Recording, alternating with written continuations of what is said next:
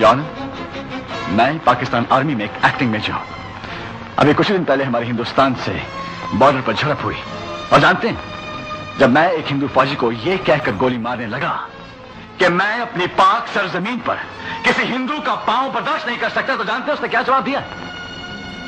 उसने कहा, जाओ जाओ और पाकिस्तान के हर घर में देखो, तुम्हें हर घर में हिंदू गाता और नाचता हुआ नजर आएगा। इस केबल ने पूरे मुल्क को अपनी लपेट में ले लिया योर ऑनर। अगर ये केबल चलती रही तो बेटियों की जुबानें और बहनों के जमीन बदलते रहेंगे। अगर इसे बंद न किया गया तो इस मुल्क में फातिमा जिन्ना कभी पैदा नहीं होगी, कभी पैदा नहीं होगी।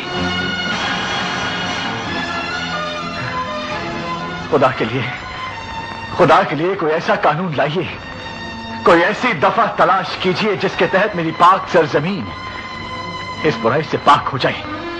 उठा के फेंक दीजिए इस केबल को बॉर्डर के पार, वरना हम बॉर्डर पर जंग जीतकर भी ये जंग हार जाएंगे। जज साहब, ये जंग हार जाएंगे।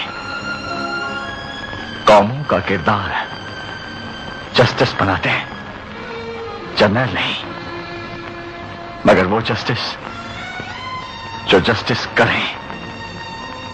That's all your honour, that's all.